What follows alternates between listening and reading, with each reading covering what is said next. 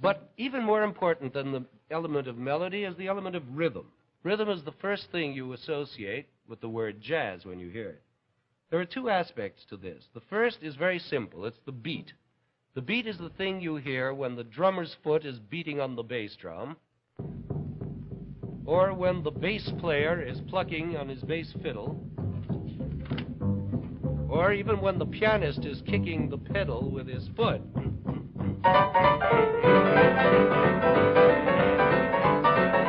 So on.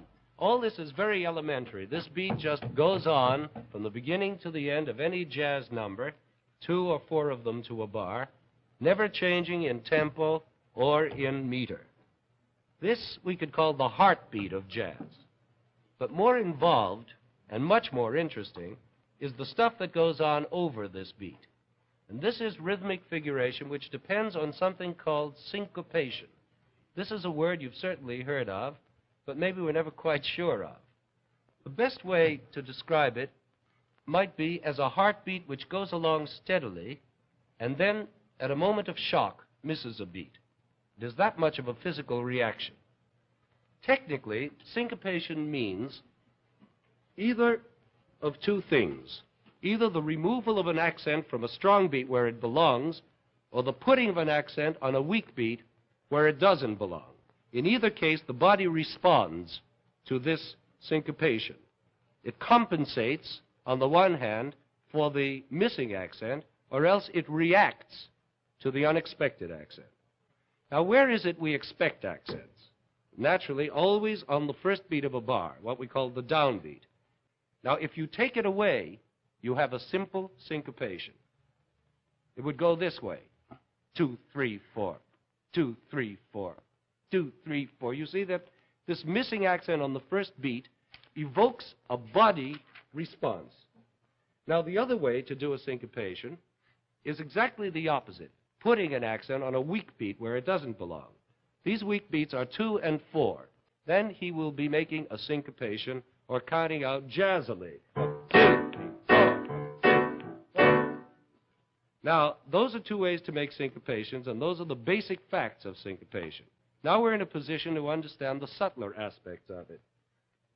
Every beat has between it and the next one even shorter and weaker beats. And when these get accented, the shock is even greater, because since the weaker the beat you accent, the greater the surprise.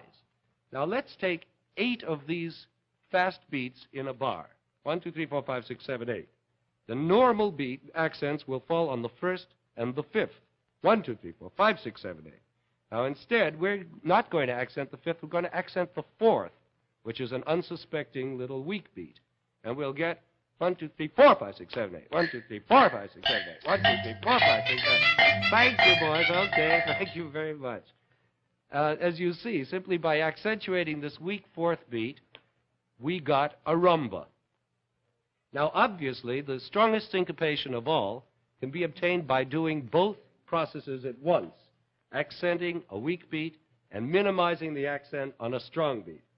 So in the same group of 8 fast beats, we're going to do what we did just now, put an accent on 4, but we're also going to take away completely the fifth beat, which was strong. And we will get 1, 2, 3, 4, 6, 7, 8. 1, 2, 3, 4, 6, 7, 8. 1. You see, it begins to sound like the Congo, doesn't it?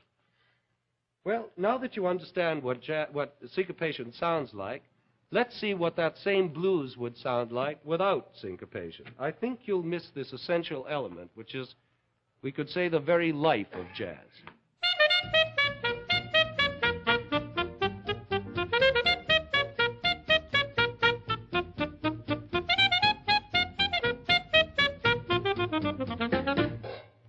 Sounds pretty square, doesn't it?